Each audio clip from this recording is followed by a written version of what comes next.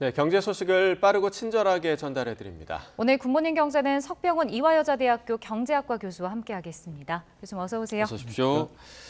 자, 정부의 요청 혹은 압박이라도 볼 수 있을 것 같습니다. 농심과 삼양식품이 13년 만에 처음으로 라면 가격 내리겠다 이렇게 발표를 했습니다. 예, 그렇습니다. 예, 사실 뭐 정부의 압박이라고 보이고요.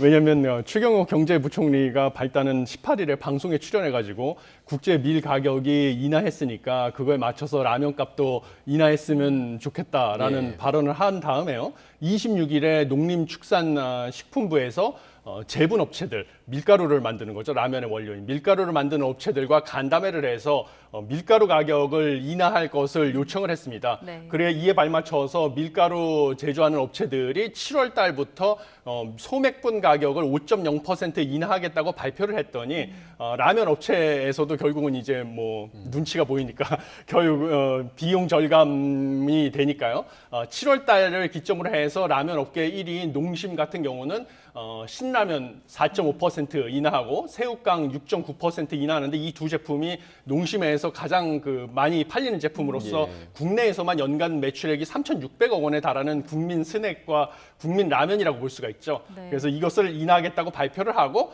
그다음에 삼양식품 같은 경우도 이 뒤따라서 평균적으로 12개 제품에 대해서 4.7% 가격을 7월 달부터 인하하겠다고 발표를 했습니다. 네, 정부의 압박 그리고 이렇게 가격을 인하했는데도 어제 주식시장 보니까 농심과 삼양식품 모두 주가는 올랐더라고요. 이건 어떤 이유에서일까요? 예, 그렇습니다. 시청자분들이 보시기에는 상당히 이상하다고 생각을 하실 수도 있는데요. 뭐 실제로 농심 같은 경우는 오히려 주가가 3.96% 상승을 해서 42만 원으로 종가가 됐고요. 네. 삼양식품도 4.86%로 급등을 해서 11만 원으로 종가가 형성이 됐습니다. 이것은 무엇보다도 그동안에 정부의 압박으로 라면 가격을 인하를 할 것이 얼마나 인하폭으로 결정이 될지에 대해서 불확실성이 존재를 했는데요. 어제 인하폭이 확정이 되면서 시장에서 제일 싫어하는 주식시장에서 투자자들이 제일 싫어하는 것은 불확실성인데요. 네. 불확실성이 해소가 됐기 때문에 일부 그동안의 그 인하 요청 발표 직후에는 사실 농심 같은 경우도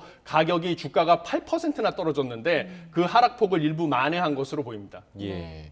자, 이렇게 되면 그런 다른 라면 회사들은 어떻게 할 것인가? 따라서 가격을 인하할 것인가? 이게 좀 궁금해지거든요. 어떻게 보세요? 예, 당연히 뭐 업계 1위 기업인 농심이 인하를 했기 때문에 다른 업체들도 버티기가 쉽지 않을 것이다라고 보고 있습니다. 그래서 일례로 오뚜기 진라면을 생산하는 오뚜기 같은 경우도 7월 달에 라면 가격 인하를 검토하고 있고요. 다른 라면 업체인 팔도도 역시 라면 가격 인하를 검토하고 있습니다. 뿐만 아니라 뭐 밀가루 가격이 인하가 됐기 때문에요. 밀가루를 주로 사용하는 것이 또 빵이죠. 그래서 빵 가격도 인하를 해야 되는 게 아니냐 하는 뭐 요구들도 있기 때문에 뭐 순차적으로 다른 가공식품 가격들도 인하할 가능성이 있습니다. 네. 그렇지만 뭐 지금 데이터에 따르면 라면보다도 더 많이 오른 가공식품 품목이 14개나 있는 것으로 밝혀졌습니다. 네. 예를 들면 뭐 잼 같은 경우 35.5%나 상승을 했고요. 뭐 드레싱, 물엿, 맛살, 치즈 뭐 이런 것들이 총 14개의 품목이 라면보다도 가격이 훨씬 많이 올랐는데요. 뭐 이런 것까지 다 나서가지고 정부에서 가격을 인하해달라고 통제하는 것은 자유시장 경제 시스템인 우리 대한민국 경제 체제 하에서는 말이 안 되는 것이 아닌가 이런 생각을 하고 있습니다. 예. 네. 뭐 말씀하신 대로 먹거리가 사실 많이 오르기도 했고 하반기에도 가격 인상이 예고된 것도 있는데 만약에 그럼 가공식품 가격 인하가 좀 이어진다면 물가 상승 압력은 줄어들게 될까요? 뭐 간단하게 말씀드리면 저는 영향은 미미하다. 사실 뭐 이거는 보여주기식 대책이 아니냐 이렇게 생각을 하고 있습니다. 왜냐하면 그 라면이 소비자 물가지수에서 소비자 물가지수라는 것은 소비자들이 주로 소비하는 여러 품목들을 가중 평균해서 품목들의 가격을 가중 평균한 것인데요. 네. 그러면 각 품목의 가중치가 얼마냐가 그 가격 변화가 소비자 물가지수 변화에 얼마나 큰 영향을 미치는지를 결정짓게 돼 있습니다. 그래서 일례로 라면 같은 경우는요, 가중치가 1000분의 2.7에 불과합니다. 그다음에 아까 말씀드린 새우깡 같은 스낵 과자는 1000분의 3.5. 그다음에 빵 같은 경우는 아직 가격 하락이 결정이 안 돼 있지만 가격을 하락할 가능성이 커지는데요. 네. 1000분의 6.5에 불과하기 때문에 가중치가 미미해가지고요. 이런 제품들의 가격이 변화한다 할지라도 소비자 물가지수 상승률 자체를 낮추는 효과는 미미할 것으로 보이지만요. 뭐 소비자들 입장에서는 당장 사 먹는 실생활과 밀접한 제품이니까 뭔가 이렇게 상징적인 효과는 있는 것으로 보이고요. 그리고 그렇지만 정부의 입장에서 이렇게 가공식품 가격을 인하하라고 압박을 하는 원인은 있습니다. 왜냐하면 5월 달 소비자 물가 지수가 전년 동월 대비 3.3% 상승을 했는데요. 이 중에서 가공식품 가격의 상승 기여도가 0.64%포인트로 약 19%를 차지했습니다. 예. 그러니까 이 가공식품 상승을 낮춤으로써 소비자 물가지수 상승률, 전년 동월 대비 상승률을 끌어내리겠다는 것이 정부의 그 정책 목표로 보이고요. 이런 가공식품 물가 상승은 결국은 외식비 물가 상승에도 또 일부 영향을 미치기 때문에요. 가공식품이 외식비의 재료로 쓰이기 때문에 외식비 같은 경우도 지난달에 0.90%포인트나 상승을 해서 3.3% 소비자 물가지수 상승률의 약 27%가 외식비 상승인데 사실 외식비는 인건비가 큰 비중을 차지해가지고 예. 이것까지 정부가 간섭하는 것은 불가능할 것으로 보입니다.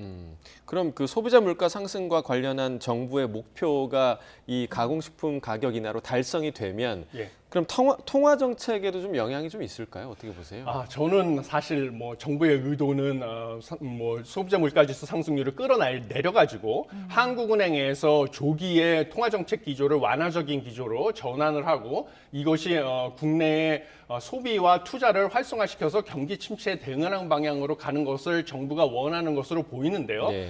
저 같은 경우는 이런 효과는 결국은 단기적으로만 소비자 물가지수 상승률을 억제시키는 착시 효과만 주고요. 예. 나중에 정부가 영원히 이 가공식품 업체들의 가격 인상을 억누를 수는 없습니다. 예. 우리 자유시장 경제 체제 하에서 언젠가 가공식품 회사들한테 가격을 인상할 것을 허락을 하는 순간요. 가공식품 회사들은 지금 뭐 농심 같은 경우도 이번에 밀가루 가격 인하로 농심 발표에 따르면 80억 원 정도의 비용 절감 효과가 있는데요. 예. 반면에 새우깡과 신라면 가격 인하로 소비자한테는 연간 200억 원의 혜택을 돌아갈 것이다라고 발표를 했습니다. 그럼 단순히 계산해봐도 120억 원의 이윤이 감소하는 거거든요. 예. 근데 가격 인상을 허락하는 순간 이 120억 원의 이윤 감소까지 만회할 정도로 큰 폭의 가격을 인상할 것이 예상이 됩니다. 예. 그러면 이거는 나중에 다시 소비자 물가지수 상승률을 끌어올리는 요인이 되기 때문에 네. 한국은행 입장에서는 지금 착시 효과로 정부의 가격 통제로 인한 착시 효과로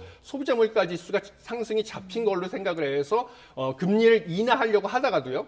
기업들이 다시 가격을 올리기 시작하면 소비자 물가 지수가 반등을 하기 때문에 금리를 유지할 수밖에 없는 것입니다. 예. 그러니까 결국 이것은 단기적인 소비자 물가 지수 상승률 하락의 착시 효과만 줄 뿐이지 결국은 고물가 고금리로 전 국민이 고통을 받는 기간을 연장할 뿐이다. 저는 이렇게 생각을 하고 있습니다. 네, 그러니까 일시적인 효과일 것이다라고 예, 좀 그렇습니다. 분석을 해주신 것 같습니다.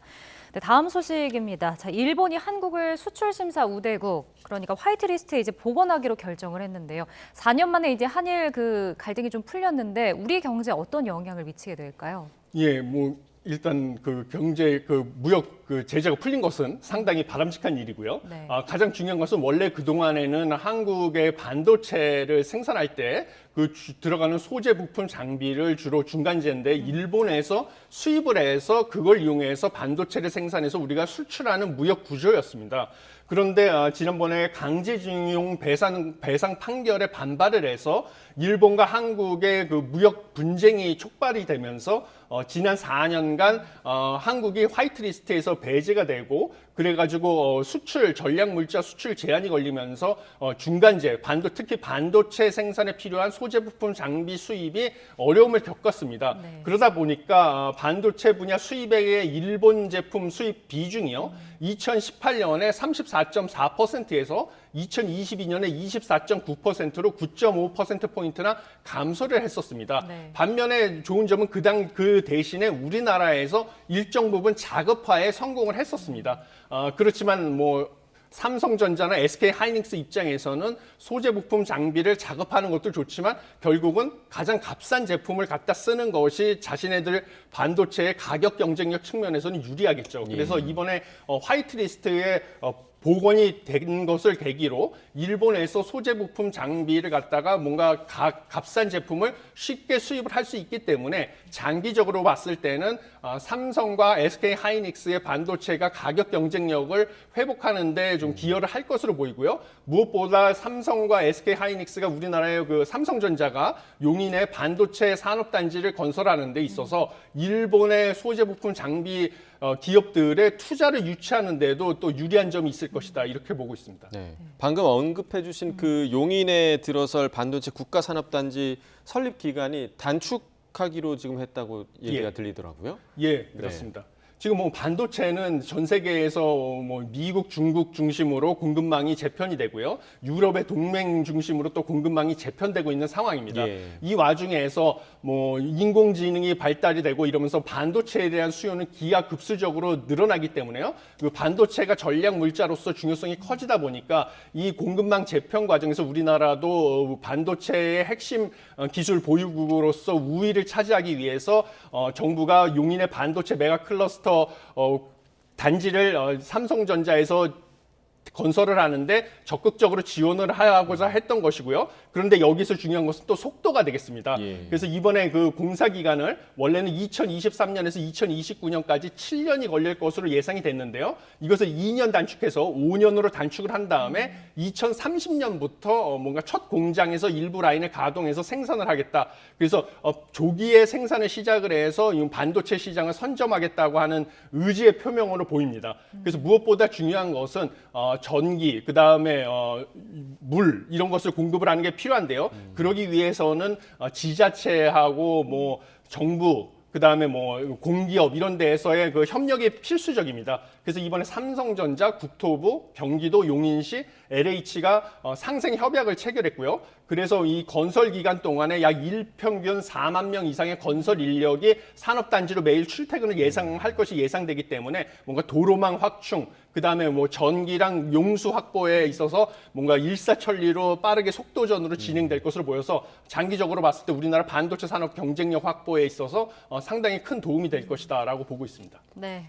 자, 마지막 해외 증시 살펴보겠습니다. 뉴욕 증시가 반등을 했는데 경제 지표가 좀 긍정적으로 나온 영향을 받은 걸까요? 예, 그렇습니다. 제가 지난주에 이 자리에서 말씀드렸던 그 신규 주택 착공 건수, 이게 미국 경기의 가장 강력한 그 선행 지표인데요. 거기서도 봤듯이 미국의 경기가 경착륙을 하지 않고 연착륙으로 그냥 끝날 것으로 보이는 그런 증거가 속속들이 계속 발표되고 있다고 보시면 되겠습니다. 그래서 첫 번째는 미국의 소비자들이 미국 경제를 얼마나 낙관적으로 보고 있는지를 알려주는 6월 소비자 신뢰 지수가요. 109.7, 100보다 크면 이게 낙관적으로 보는 소비자들이 더 많은 건데요.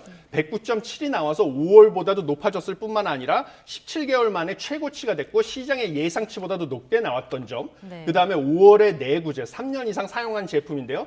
내구재 수주가 전월 대비 1.7% 증가한 것. 이게 3개월 연속 증가했을 뿐만 아니라 시장의 예상치는 오히려 1.0% 감소할 거로 예상을 했습니다. 근데 내구재 같은 경우는 원래 소득이 줄어들면 기존에 쓰던 거를 오래 쓸 수 있기 때문에 교체를 안 하거든요. 근데 내구재를 교체를 하기 시작했다는 것은 소득이 늘어날 거를 사람들이 전망을 했다는 것이죠. 그리고 또 주택 시장도 역시 계속 호조인데요. 5월달 신규 주택 판매도 전달보다 12.2% 증가했고 그다음에 4월 주택 가격도 3개월 연속 상승을 하고 있습니다. 결국은 장기 주택담보대출인 모기지 금리가 30년 기준으로 6%대에 안정돼 있으니까요. 앞으로 미국에서 더 이상 금리가 오를 거라고 모기지 금리가 오를 거라고 예상을 하지는 않아서 소비자들이 주택을 구매하기 시작을 했다. 그래서 주택 시장도 선행 지표인데 살아나기 시작했다고 해서 경기 침체 우려가 줄어드니까 경기 침체 우려에 가장 민감한 기술주부터 큰 폭으로 반등하기 시작했습니다. 그런데 한 가지 뭐 나쁜 소식은 좋은 소식 있으면 또 새옹지마라고 나쁜 소식도 있는데요. 뭐 이렇게 미국의 경기 침체 우려가 낮아지니까요. 반면에 7월에 있는 FOMC 회의, 미 연준 FOMC 회의에서는 0.25%포인트 기준금리 인상할 확률은 점점 커지고 있다라고 보시면 되겠습니다. 알겠습니다. 네, 굿모닝 경제 오늘 여기까지 듣겠습니다. 석병훈 교수와 경제 이야기 나눠봤습니다. 고맙습니다.